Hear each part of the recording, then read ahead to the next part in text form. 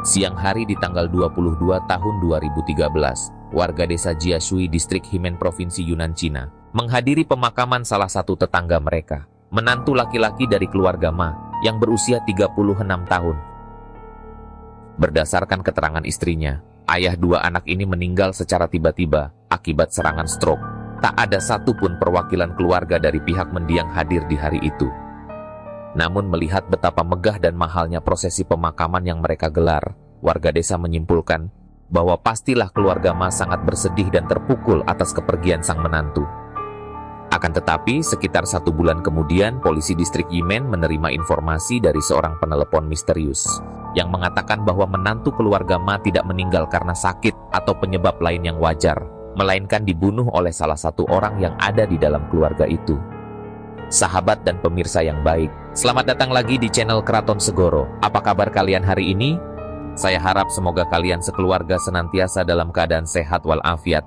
Kalau ada dari kalian yang saat ini sedang dalam kondisi tidak sehat, saya doakan semoga lekas sembuh dan bisa segera beraktivitas kembali. Di video hari ini saya akan membawakan sebuah kisah nyata kasus pembunuhan yang terjadi di negara Cina, di mana seorang pria muda yang dalam kondisi sehat segar bugar tiba-tiba meninggal pada suatu malam akibat stroke. Namun kemudian investigasi polisi berhasil mengungkap bahwa kasus ini adalah aksi kejahatan pembunuhan yang sudah direncanakan. Ada berlapis-lapis motif dan ada 6 orang yang berpotensi untuk menjadi tersangka. Langsung saja kita mulai ceritanya sekarang. Misteri di balik kematian Mading dari desa Jiashui, Yunnan, Cina. Ding Songfu lahir pada tahun 1977 di salah satu desa yang berada di distrik Yunyang, provinsi Chongqing, Cina. Tidak ada info yang bisa didapat mengenai latar belakang dan masa kecilnya, di mana dia sekolah, bagaimana situasi finansial keluarga, berapa saudaranya juga, apakah Ding Songfu akur dengan keluarganya. Yang pasti di awal usia 20-an, pemuda ini merantau ke kota Yushu yang berada di provinsi Yunnan dan bekerja menjadi mandor di salah satu proyek. Ding Songfu berteman cukup dekat dengan salah satu kuli atau pekerja konstruksi yang bernama Yan Suseng. Pria ini sejatinya berusia 16 tahun lebih tua, sudah menikah dan memiliki anak istri yang tinggal di kampung halamannya. Kendati ada perbedaan umur yang cukup jauh, Ding Songfu dan Yan Suseng menjalin persahabatan yang erat. Suatu hari di awal tahun 2003, Yan Suseng bercerita kepada Ding Songfu bahwa tetangganya di desa Jiashui yang bernama Tuan Makaifu memiliki seorang putri yang cantik jelita. Kalau Ding Songfu berminat, dia akan mencoba untuk bicara dengan si tetangga dan memperkenalkannya dengan gadis itu. Karena penasaran, Ding Songfu setuju untuk berkunjung ke desa Jiashui. Ternyata benar, putri tetangga sahabatnya itu memang cantik dan menarik. Ding Songfu langsung menyatakan ketertarikannya untuk menikahi gadis tersebut. Singkat cerita, berkat promosi dari Yan Suseng, Tuan Makaifu setuju untuk menjodohkan Ding Songfu yang berusia 23 tahun dengan putrinya Ma Suizhen yang saat itu berusia 20 tahun. Ding Songfu kemudian meninggalkan pekerjaannya di kota dan ke dalam rumah keluarga Ma sebagai menantu satu-satunya. Berdasarkan tradisi yang berlaku di desa tersebut, karena Ding Songfu yang masuk ke rumah keluarga Ma, maka dia harus menggunakan nama keluarga istrinya untuk memperjelas identitasnya sebagai warga desa yang berasal dari keluarga Ma. Oleh karena itu, Ding Dongfu selanjutnya berganti nama menjadi Mading. Keluarga Ma sejatinya bukanlah keluarga yang kaya, tapi Ma Kaifu memiliki beberapa hektar sawah yang dia kelola bersama istri dan putrinya. Besar harapan pria ini kalau nanti putrinya menikah, sang menantu akan membantu pekerjaan di lahan pertanian. Namun rupanya Mading tidak tertarik untuk menjadi petani. Alih-alih dia memilih untuk berdikari, Mading selanjutnya menggunakan uang tabungan dari gajinya dulu untuk membuka peternakan dan bisnis jual beli babi. Dalam waktu singkat dengan bantuan Yan Suseng sahabatnya, bisnis Mading berkembang pesat. Namanya sebagai pedagang babi tak hanya dikenal oleh warga desa Jiashui, tapi juga sampai ke desa-desa lain hingga ke kota Yushu. Dalam kurun waktu 10 tahun menjalani pernikahan, Mading dan Ma Suizhen dikaruniai 1 anak perempuan dan 1 anak laki-laki. Rumah tangga mereka terlihat nyaris sempurna. Keluarga ini memiliki kondisi finansial yang stabil, 2 anak yang sehat, dan hubungan yang baik dengan kerabat keluarga lainnya. Hingga pada dini hari di tanggal 21 November tahun 2013, maut menjemput Mading dari anak istrinya. Di malam sebelumnya Mading pulang ke rumah. Setelah selesai berdagang babi di pasar seperti biasa, Mading bersama istri, anak-anak, dan ayah ibu mertuanya makan malam. Setelah makan malam, mereka berkumpul di depan TV sebentar, nonton sinetron buaya yang bisa terbang dan naga yang bisa ngomong. Mungkin karena lelah, Mading masuk kamar duluan untuk tidur, sedangkan Mas Suizhen istrinya menyusul 1 jam kemudian. Menjelang tengah malam, Mas Suizhen terbangun dari tidur karena mendengar suara erangan suaminya, yaitu Mading, yang mengeluhkan sakit perut dan sakit kepala yang luar biasa. Mas Suizhen bertanya kepada suaminya, apa dia mau dibawa ke rumah sakit? Tapi Mading berkata bahwa malam sudah terlalu larut, besok saja. Dia sendiri yang akan ke rumah sakit kalau kondisinya belum membaik.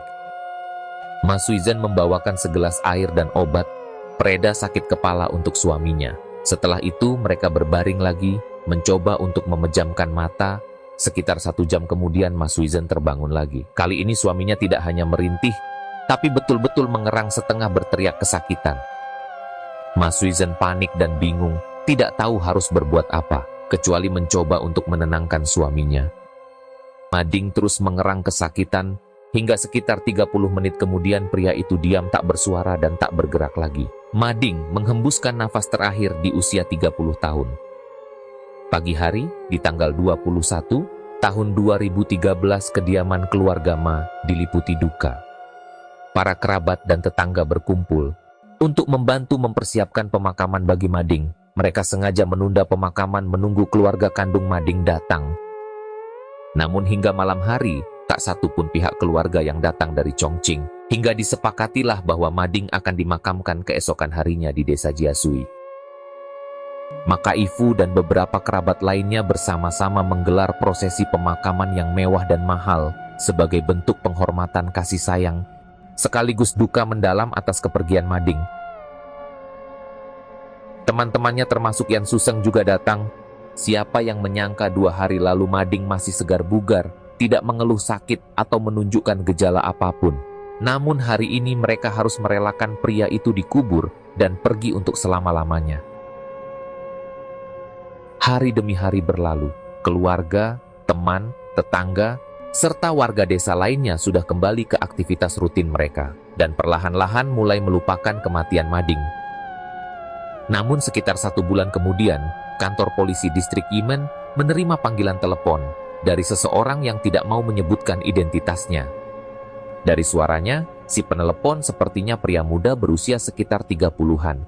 Pria ini selanjutnya berkata bahwa kematian seorang pria bernama Mading dari desa Jiasui harus diinvestigasi. Mading tidak meninggal karena sebab yang alami, melainkan dibunuh oleh salah satu orang di rumah keluarga Ma. Polisi yang menerima panggilan telepon itu kembali menanyakan nama si penelepon, dan kemudian dijawab oleh pria itu, kalau mau tahu kejadian yang sebenarnya, silakan bertanya pada seorang warga desa Jiasui yang bernama Yan Suseng. Polisi distrik Yimen ingin menindaklanjuti informasi tersebut, namun tentunya info dari seorang penelepon tanpa identitas tidak bisa dijadikan dasar untuk melakukan investigasi, apalagi kalau sampai harus membongkar makam seseorang untuk melakukan autopsi. Setelah berdiskusi, para polisi distrik Yimen akhirnya sepakat untuk memulai investigasi secara diam-diam. Terlebih dahulu dengan cara menggali informasi dari beberapa warga, dan tentunya dari Yan Suseng, sesuai bocoran dari si penelepon misterius. Berdasarkan keterangan dari beberapa warga dan tetangga, polisi tidak menemukan sesuatu yang ganjil dalam kematian Mading. Mereka kemudian memutuskan untuk mengundang Yan Suseng datang ke kantor polisi untuk menjawab beberapa pertanyaan. Menurut pria 52 tahun itu, pada pagi hari di tanggal 22, dia mendatangi rumah keluarga Ma untuk mengucapkan selamat tinggal dan memberikan penghormatan terakhir bagi sahabat sekaligus mantan bosnya itu. Seingat Yan Suseng saat itu, secara kebetulan dia melihat ada darah yang keluar dari kedua telinga Mading. Merasa penasaran, dia memperhatikan lebih seksama pada ranjang tempat jenazah Mading dibaringkan. Ada genangan darah persis di sekitar posisi telinga dan di pelipis Mading. Informasi yang diberikan Yan Suseng sebenarnya tidak terlalu mengejutkan, karena sebelumnya polisi sudah mengumpulkan informasi dari beberapa warga yang menyebutkan bahwa Mading meninggal akibat stroke di mana ada penyumbatan pembuluh darah di otak Mading hingga menyebabkan kematiannya. Dalam kasus stroke yang parah, penyumbatan bisa berujung pada pecahnya pembuluh darah, hingga menyebabkan pendarahan yang keluar melalui telinga. Meski demikian, polisi menganggap keberadaan darah di pelipis Mading memang agak mencurigakan. Walaupun Yan Suseng bersikeras bahwa dia berkata jujur dan tidak salah lihat saat itu. Tidak ada bukti fisik yang bisa menguatkan pernyataannya. Keterangan Yan Suseng masih belum bisa digunakan untuk mencurigai istri atau kedua mertua Mading. Tidak ada bukti langsung yang kuat untuk menginterogasi mereka. Polisi lalu memutuskan untuk menanyai beberapa orang yang terlibat dalam proses pemakaman Mading. Orang pertama yang ditanyai adalah Mazu sepupu Ma Suizhen, kerabat yang pertama kali datang ke rumah keluarga Ma untuk membantu mengurus jenazah Mading. Menurut Mazu, saat dia datang, maka Ifu sedang membersihkan jenazah Mading. Mazu berinisiatif turun tangan dan menggantikan pekerjaan sang paman. Mazu sangat yakin bahwa saat itu dia sama sekali tidak melihat ada darah maupun luka di sekujur tubuh serta kepala Mading. Polisi kemudian beralih ke Marong saudara Mazu, sepupu Ma Suizhen, yang juga keponakan Ma Kaifu. Marong adalah orang yang bertanggung jawab mengganti pakaian Mading, yang artinya dia pasti melihat secara detail inci demi inci kondisi tubuh Mading. Selaras dengan saudaranya, Marong juga menyatakan bahwa dia tidak melihat darah atau bekas luka di sekujur tubuh Mading. Keterangan dari Yan Suseng jauh berbeda dengan keterangan kakak beradik Mazu dan Marong. Polisi tidak bisa menentukan informasi mana yang bisa dipercaya. Namun yang pasti, salah satu dari mereka telah berbohong. Untuk menentukan siapa dari mereka yang berbohong, polisi menggali lagi informasi terkait latar belakang tiga pria tersebut. Apakah mereka memiliki motif untuk memberikan keterangan palsu? Hasilnya di antara Yan Suseng dan keluarga Ma, tidak pernah ada konflik atau dendam pribadi. Sedangkan info yang didapat terkait Mazu dan Marong mengungkap fakta bahwa sejatinya Mading adalah saingan bisnis mereka. Jadi sebelum Mading menikahi Ma Suizhen, dua kakak beradik itu adalah pedagang babi yang cukup besar. Sejak Mading menjadi menantu keluarga Ma dan berdagang babi juga, banyak pelanggan yang beralih membeli babi milik Mading, hingga membuat bisnis Mazu dan Marong terganggu. Berdasarkan informasi ini, polisi mulai yakin bahwa keterangan Yan Suseng lah yang benar. Memang ada keganjilan di balik kematian Mading. Polisi selanjutnya mendatangi rumah keluarga Ma dan menggali informasi dari anggota keluarga langsung yang tinggal di rumah tersebut. Rumah keluarga Ma terdiri dari 2 lantai. Mading dan istrinya tidur di lantai bawah, sementara 2 anak mereka tidur di kamar lainnya.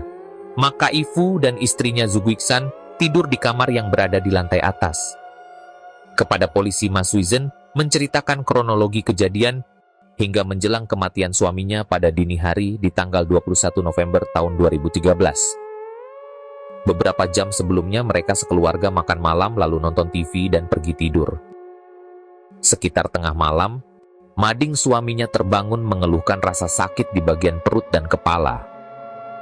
Ma Suizhen lalu memberikan obat pereda sakit kepala pada suaminya, lalu mereka kembali tidur. Sekitar 1 jam kemudian, Ma Suizhen terbangun lagi karena mendengar suara suaminya. Kali ini Mading berteriak-teriak kesakitan. 30 menit kemudian Mading meninggal karena stroke. Keterangan Ma Suizhen ternyata berbeda dengan keterangan orang tuanya yang ditanyai secara terpisah. Pasangan suami istri ini mengaku bahwa di sepanjang malam dari tanggal 20 hingga tanggal 21 November tahun 2013, mereka tidak mendengar suara teriakan Mading atau suara gaduh apapun dari arah lantai bawah. Mereka justru terbangun sekitar jam 5 pagi karena mendengar suara Ma Suizhen yang berteriak minta tolong, di mana Ma Kaifu dan Zhu Guixian mendapati Mading sudah meninggal. Setelah itu mereka mengabari kerabat keluarga lain untuk membantu persiapan proses pemakaman bagi si menantu. Lagi-lagi ada 2 versi cerita yang berbeda. Rumah mereka memang terdiri dari 2 lantai, tapi tidak terlalu besar. Bagaimana mungkin teriakan kesakitan Mading di tengah malam tidak didengar oleh kedua mertuanya? Selain itu, kalau memang Mading meninggal sekitar jam 1.30 tengah malam, mengapa Ma Suizhen baru minta tolong pada jam 5 pagi? Terkait penyebab kematian Mading, polisi bertanya kepada Ma Suizhen, bagaimana dia tahu kalau suaminya meninggal akibat stroke? Yang dijawab oleh wanita 30 tahun itu, bahwa sebelum suaminya meninggal, dia sempat menelepon dokter. Dari pemeriksaan dokter inilah Ma Suizhen tahu suaminya terkena stroke. Di desa tersebut tidak ada klinik atau dokter praktek. Berarti dokter yang dia hubungi adalah dokter dari kota. Tetapi ketika ditanya polisi, Ma Suizhen tidak ingat dokter mana yang dia hubungi. Di lain pihak, Ma Kaifu dan istrinya sekali lagi mengaku tidak tahu perihal dokter ke rumah mereka di malam itu.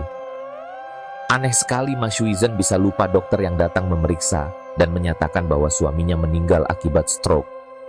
Dan bagaimana bisa ada seorang dokter datang di tengah malam tidak diketahui oleh penghuni rumah lainnya. Sampai di titik ini polisi sudah memiliki keyakinan bahwa kematian Ding Songfu alias Mading memang tidak wajar. Keterangan dari 3 orang ini tidak sinkron. Satu-satunya hal yang perlu dilakukan untuk mengetahui penyebab kematian Mading yang sebenarnya adalah dengan melakukan autopsi. Dan orang tuanya tidak mengizinkan pembongkaran makam. Untuk alasan autopsi, pihak polisi belum mengantongi bukti kuat untuk mengeluarkan surat perintah resmi terkait izin pembongkaran makam dan otopsi. Polisi distrik Yimen akhirnya memutuskan untuk melakukan sedikit improvisasi pada tanggal 19 Januari tahun 2014. Beberapa polisi mendatangi rumah keluarga Ma dan mengundang 3 orang dewasa di rumah itu untuk ikut ke kantor polisi. Ma Suizhen dan orang tuanya dibawa dengan mobil yang berbeda.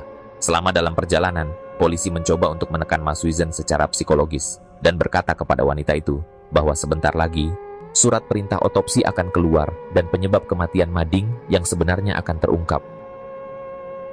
Mendengar hal ini, raut wajah Ma Suizhen terlihat berubah. Wanita ini panik dan gelisah. Setiba mereka di kantor polisi, Ma Suizhen mengakui bahwa suaminya dibunuh oleh Ma Kaifu, ayahnya sendiri.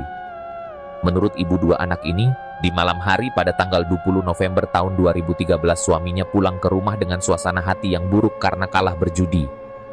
Di saat yang sama, Ma Kaifu ayahnya sedang minum alkohol dan mabuk. Terjadilah pertengkaran sengit di antara 2 orang itu. Pada satu momen, sang ayah mengambil kapak dan menyerang Mading yang sedang berjalan menuju kamar hingga membuat suaminya itu tewas. Seketika pengakuan ini benar-benar mengejutkan polisi, kemudian mengkonfirmasi cerita Ma Suizhen kepada Ma Kaifu dan istrinya yang berada di ruangan lain. Pria ini juga tak kalah terkejut. Mendengar tuduhan tersebut, Ma Kaifu balik menuding bahwa Ma Suizhen putrinya yang telah membunuh suaminya sendiri. Menurut Ma Kaifu, dia tidak minum alkohol atau mabuk di malam kematian Mading, juga tidak bertengkar dengan menantunya itu. Faktanya saat itu, dia merasa kurang sehat, jadi dia minum obat dan pergi tidur lebih awal. Keterangan Ma Kaifu dibenarkan oleh istrinya, yang kemudian menyebut bahwa mereka tidur semalaman dan baru terbangun di pagi hari ketika mendengar jeritan sang putri. Di momen itulah mereka mendapati sang menantu sudah tewas dengan kondisi luka di bagian kepala. Menurut Ma Kaifu dan Zhu Guixian, putri mereka mengaku bahwa dia dan Mading sebelumnya bertengkar dan Mading memukulinya. Jadi Ma Suizhen mengambil kapak lalu menghajar kepala suaminya dengan benda tersebut demi melindungi keselamatannya. Ma Kaifu mengaku bersalah karena telah menutupi pembunuhan yang dilakukan putrinya, tapi dia sekali lagi menegaskan bahwa dia tidak membunuh si menantu. Ma Suizhen sudah tidak bisa mengelak lagi. Upayanya untuk mengkambing hitamkan sang ayah gagal total. Wanita ini selanjutnya ditetapkan sebagai tersangka dalam kasus kematian Mading suaminya. Sedangkan Ma Kaifu dan Zhu Guixian turut ditahan karena telah menjadi kaki tangan dalam menyembunyikan kematian sang menantu. Dalam interogasi lanjutan, Ma Suizhen menjelaskan motif dari perbuatannya dan mengungkap cerita sebagai berikut. Menurut cerita Ma Suizhen, sejak mereka menikah di tahun 2003, Mading sudah memperlakukannya secara buruk. Pertama-tama Mading kerap memandang rendah kepada Ma Suizhen karena dia hanyalah wanita desa yang buta huruf, tidak bisa baca tulis. Memasuki tahun kedua pernikahan, Ma Suizhen melahirkan seorang anak perempuan Mading yang kolot tidak bahagia, di mana dia lebih menginginkan seorang anak laki-laki. Hubungan mereka menjadi semakin buruk. Dari hari ke hari Mading mulai jarang pulang ke rumah dan lebih sering menghabiskan waktu di tempat hiburan malam di kota. Minum-minum dan berjudi, pulang ke rumah dalam keadaan mabuk dan tak jarang melakukan tindakan KDRT terhadap Ma Suizhen. 3 tahun kemudian, Ma Suizhen melahirkan seorang putra sesuai harapan suaminya. Namun demikian, tabiat Mading tetap tidak berubah. Belakangan Mading mengajak Ma Suizhen untuk bercerai. Selidik punya selidik, Ma Suizhen mendapati bahwa suaminya ternyata memiliki hubungan gelap dengan seorang pelacur di kota. Mading ingin bercerai agar bisa menikahi wanita pelacur itu. Perbuatan Mas Wizen pada suaminya itu adalah akumulasi rasa sakit hati dan hinaan yang terus-menerus dari suaminya. Makaifu dan istrinya lagi-lagi memberikan keterangan yang berbeda dari putrinya. Menurut Makaifu, di tahun-tahun awal Mading menjadi menantunya, mereka memang mempunyai sedikit perselisihan. Yang pertama, sebelum pernikahan digelar, Mading berkata bahwa orang tuanya sudah tahu perihal rencana pernikahannya dan nanti akan menemui Tuan Makaifu. Namun ketika Makaifu sudah mengumumkan tanggal pernikahan sang putri, ternyata tak satu pun orang dari pihak keluarga Mading yang datang menemui mereka. Yang kedua, Mading tidak mau mengeluarkan biaya untuk resepsi pernikahan, dengan alasan bahwa uang tabungannya akan dia gunakan untuk membuka usaha. Alhasil pernikahan Mading dan Mas Wizen hanya dirayakan dengan cara sederhana, makan malam yang dihadiri keluarga dekat saja.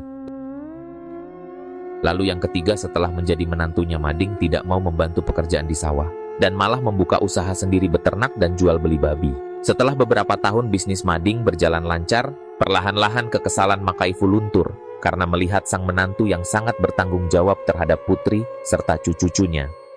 Makaifu menambahkan bahwa belakangan ini, dia dan istrinya sering menyaksikan Mading dan Mas Wizen bertengkar.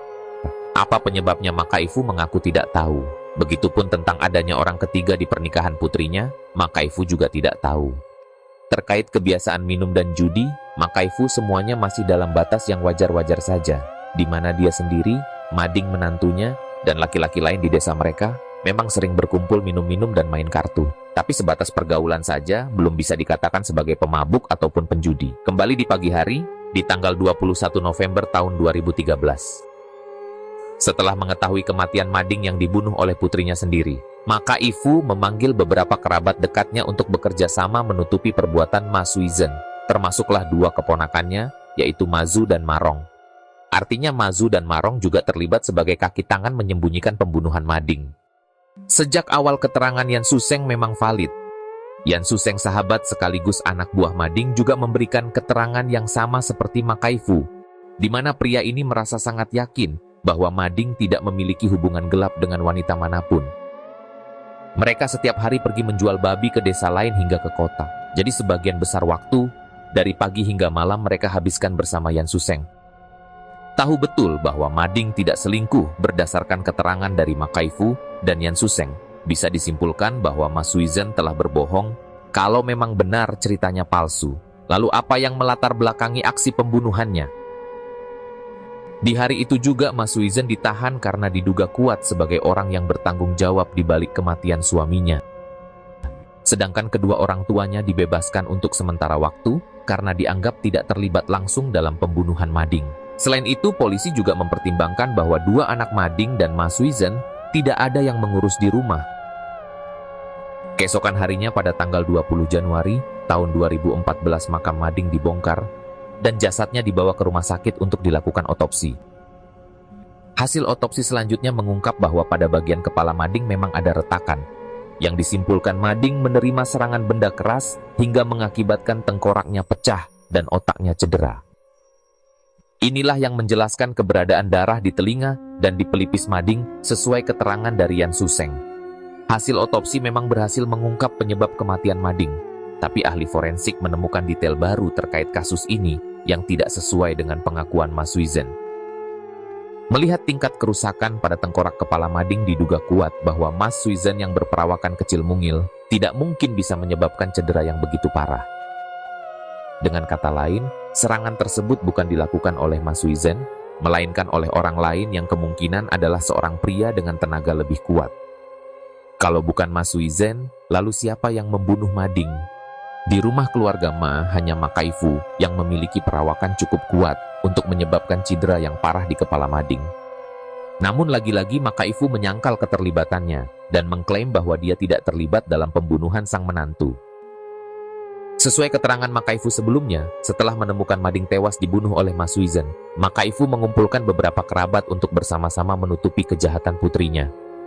Polisi memperluas kemungkinan adanya pelaku lain yang berasal dari kerabat atau para keponakan Makaifu, misalnya Masu atau Marong. Namun saat mereka masih mengembangkan kasus ini, tiba-tiba ada satu temuan yang membuat investigasi polisi harus mundur lagi. Ketika polisi melakukan pemeriksaan terhadap rumah, yang selanjutnya ditetapkan sebagai TKP, Kapak yang digunakan untuk membunuh Mading sesuai keterangan Mas Suizhen ditemukan tersembunyi di dapur. Saat memasuki kamar tidur Mading dan Mas Suizhen, polisi memperhatikan ada banyak barang-barang dan furnitur baru di ruangan tersebut. Menurut Makaifu, setelah kematian menantunya Mas Suizhen mengganti kasur bantal dan spray dengan yang baru. Polisi yang merasa penasaran lalu membalikan kasur tersebut dan menemukan ada dua hal yang menarik. Yang pertama, mereka melihat ada jejak kaki yang ukurannya cukup besar. Jelas sekali bahwa itu bukan jejak kaki Mas Suizhen. Dan yang kedua, polisi menemukan ada selembar foto seorang pria muda. Itu bukan foto Mading, apalagi Makaifu. Lalu foto siapa yang disimpan oleh Mas Suizhen di bawah tempat tidurnya? Satu-satunya kemungkinan itu adalah foto kekasih Mas Suizhen. Suaminya baru meninggal kurang dari 2 bulan dalam masa-masa berduka tersebut. Pantaskah Mas Suizhen memulai hubungan baru dengan pria lain? Ketika suaminya meninggal di akhir tahun 2013, Mas Suizhen baru berumur 30 tahun. Tubuhnya yang kecil mungil membuat Mas Suizhen terlihat lebih muda dari usia yang sebenarnya. Menurut orang tua Mas Suizhen, beberapa pria dari desa Jiasui dan desa-desa tetangga memang sudah mulai mendekati putri mereka. Namun ketika foto itu disodorkan kepada Makaifu dan istrinya, mereka mengaku tidak mengenal sosok pria di foto tersebut. Polisi memutuskan untuk membuat beberapa salinan foto pria misterius tersebut dan bertanya kepada para warga desa. Upaya ini ternyata membuahkan hasil. Kurang dari setengah hari, ada seorang warga yang mengaku kenal sosok pria di dalam foto itu. Namanya adalah Cikuan, pria berusia 37 tahun, yang berasal dari desa sebelah. Menurut warga yang mengidentifikasi foto tersebut, walaupun Cikuan termasuk tampan, tapi hingga hampir menginjak usia 40 tahun Cikuan masih melajang. Sejatinya dia bekerja di sebuah pabrik baja yang berlokasi di kota Yusu. Namun beberapa bulan terakhir Cikuan sering bolak-balik ke desanya untuk merawat sang ibu yang sudah uzur dan sakit-sakitan. Keberadaan foto Cikuan di bawah tempat tidur Mas Suizhen dirasa sedikit mustahil kalau tidak memiliki keterkaitan dalam kasus kematian Mading. Terlebih lagi polisi mencurigai adanya peran pihak lain sebagai pelaku pembunuh Mading yang sebenarnya. 2 hari setelah Mas Suizhen ditangkap pada tanggal 21 Januari tahun 2014, polisi distrik Imen mendatangi pabrik tempat Cikuan bekerja dan menggiring pria itu ke kantor polisi untuk menjalani pemeriksaan. Di dalam ruang interogasi, Cikuan dengan segera mengakui perbuatannya yang telah membunuh Mading. Motifnya tak lain dan tak bukan adalah urusan asmara cinta segitiga. Setelah mengetahui bahwa Cikuan kekasihnya sudah ditangkap, Mas Suizhen akhirnya menghentikan semua kebohongannya dan membeberkan semua detail kejadian yang sebenarnya. Tepat 2 bulan setelah kematian Mading, dan hanya 1 bulan sejak investigasi dimulai, polisi distrik Yimen Provinsi Yunnan berhasil mengungkap misteri kematian Mading dari desa Jiasui. Pada awal tahun 2013, Mas Suizhen bertemu dan kenal dengan Cikuan ketika dia bertandang ke rumah temannya yang tinggal di pasar kota Yushu. Pertemuan ini terasa sangat berkesan bagi keduanya. Cikuan dan Mas Suizhen bertukar nomor HP. Di hari-hari berikutnya, komunikasi mereka pun terjalin makin intens yang lama-kelamaan menjadi terbiasa, hingga secara bertahap menumbuhkan rasa suka di antara satu sama lain. Cikuan sejatinya tahu kalau Mas Suizhen adalah istri orang dan sudah punya 2 anak, tapi hatinya tak bisa dibohongi, dia menyukai Mas Suizhen dan ingin memiliki hubungan yang lebih dekat. Di lain pihak, Mas Suizhen adalah wanita yang kesepian. Suaminya lebih banyak menghabiskan waktu bersama babi-babinya. Setiap hari Mading berdagang dari pasar ke pasar, dari pagi hingga malam, bahkan sesekali tidak pulang. Mading terlalu sibuk bekerja dan mencari uang, sampai-sampai dia lupa kalau istrinya masih butuh dibelai. Pada bulan Mei tahun 2013, Mas Suizhen dan Cikuan bertemu lagi. Kali ini mereka sudah tidak tahan lagi. Mereka sama-sama tidak mampu hingga terjadilah hubungan badan yang pertama kali. Kepada Cikuan, Mas Suizhen mengatakan kalau dulu dia menikah dengan suaminya karena dijodohkan. Dia sama sekali tidak mencintai Ding Songfu dan tidak ada rasa. Dia juga mengaku bahwa sebelum menikah dia tidak pernah pacaran. Sama sekali belum mengenal pria. Sekarang setelah bertemu Cikuan, dia baru tahu beginilah rasanya jatuh cinta. Memang paling bisa Mas Suizhen ini. Ngomong tidak ada rasa cinta, tapi kawin sampai 10 tahun dan memiliki 2 anak. Masa enggak berasa? Sejak perselingkuhan mereka dimulai, Cikuan makin sering pulang ke desanya. Dan tentang mengapa dia pulang adalah untuk mengurus ibunya yang sakit. Namun nyatanya, dia pulang untuk bertemu dan bercinta dengan Mas Suizhen. Suaminya selalu pulang malam, terkadang juga tidak pulang. Ayah ibunya juga seharian berada di sawah. Hubungan rahasia mereka berjalan aman selama berbulan-bulan. Tanpa ketahuan, Ma Suizhen nyaman-nyaman saja dengan perselingkuhan tersebut. Namun berbeda dengan Cikuan, dia ingin memiliki Ma Suizhen seutuhnya. Ingin menikahi kekasihnya itu, tapi semuanya tidak mungkin terjadi selama Ma Suizhen masih menjadi istri Mading.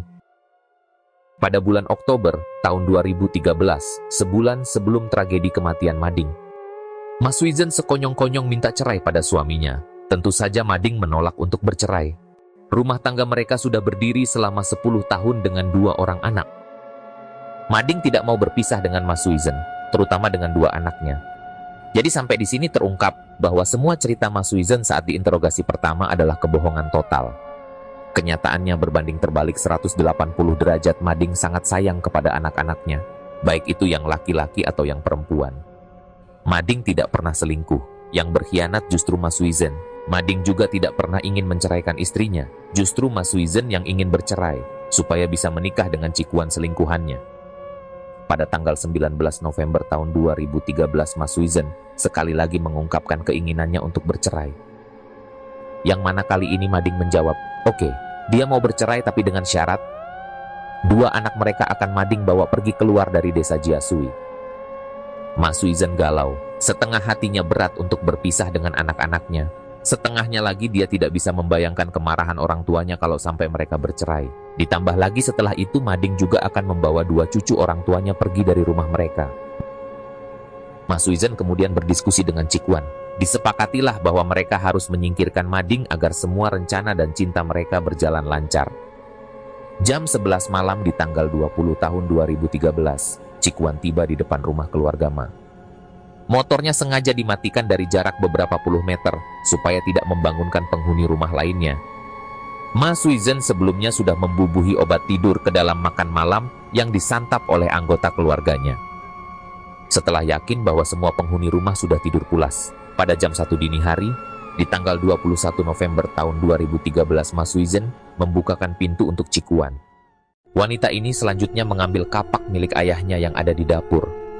Setelah itu dia berjalan masuk ke kamar mendekati suaminya yang tertidur pulas. Sementara Cikuan berdiri di depan pintu kamar mengamati situasi. Beberapa menit kemudian Ma Suizhen keluar dan menyodorkan kapak tersebut kepada kekasihnya. Ternyata hatinya masih tidak tega untuk menghabisi suaminya dengan tangannya sendiri. Posisi kemudian berganti, Ma Suizhen yang berjaga di luar kamar, sementara Cikuan masuk dengan menggenggam kapak di tangannya. Dalam hitungan detik, Cikuan menghantam Mading dengan kapak tersebut. Mading terbangun dan kesakitan. Namun sebelum dia sempat berteriak, Cikuan bergerak cepat membekap wajah dan kepalanya menggunakan bantal hingga perlahan-lahan suami Ma Suizhen itu tak bergerak lagi. Setelah yakin suaminya sudah tewas, Ma Suizhen menyuruh Cikuan untuk segera pergi. Sementara Ma Suizhen sendiri membersihkan kapak, lalu menaruh benda itu kembali ke dapur. Ma Suizhen lalu membersihkan jejak keberadaan Cikuan di TKP. Menjelang pagi dia berteriak membangunkan orang tuanya dan mengaku bahwa dia tidak sengaja telah membunuh suaminya. Maka Ifu bersama beberapa kerabat lain bekerja sama menutupi kejahatan Ma Suizhen untuk menghindari kecurigaan warga desa. Atas kematian Mading yang begitu tiba-tiba, mereka mengarang cerita bahwa Mading terkena stroke. Setelah itu mereka menggelar prosesi pemakaman yang mewah, supaya terkesan bahwa mereka sangat bersedih dan berduka. Ma Suizhen dan Cikuan sepakat untuk tidak berkomunikasi sementara waktu. Setelah masalah kematian Mading mereda, barulah mereka akan membahas rencana masa depan dan pernikahan. Namun, mereka sama sekali tidak menyangka kejahatan mereka terbongkar hanya dalam waktu 2 bulan saja. Alih-alih menikah dan hidup bahagia, Ma Suizhen dan Cikuan terkurung di dalam sel penjara dan bersiap untuk menghadapi persidangan pada tanggal 30 Mei tahun 2014. Hakim Pengadilan Menengah Kota Yushu memutuskan keduanya bersalah atas pembunuhan Ding Songfu alias Mading. Cikuan dinyatakan bersalah atas perannya sebagai otak dan eksekutor pembunuhan. Hakim menjatuhkan vonis hukuman mati Cikuan. Sementara Ma Suizhen dinyatakan bersalah atas perannya sebagai kaki tangan dalam pembunuhan Mading. Hakim menjatuhkan vonis penjara selama 20 tahun kepada Ma Suizhen. Itulah akhir dari kisah nyata kasus kematian Ding Songfu alias Mading. Sayang sekali tidak didapati info terkait proses hukum terhadap orang tua, Ma Suizhen, Ma Zhu, Ma Rong, dan kerabat lain yang terlibat dalam upaya menutupi kejahatan Ma Suizhen. Terima kasih sudah menonton video ini hingga selesai. Jangan lupa untuk klik like, share, subscribe, serta pendapat kalian mengenai kasus ini di kolom komentar. Jaga kesehatan selalu dan sampai jumpa lagi di kisah nyata kasus kriminal berikutnya dari Kraton Segoro Channel.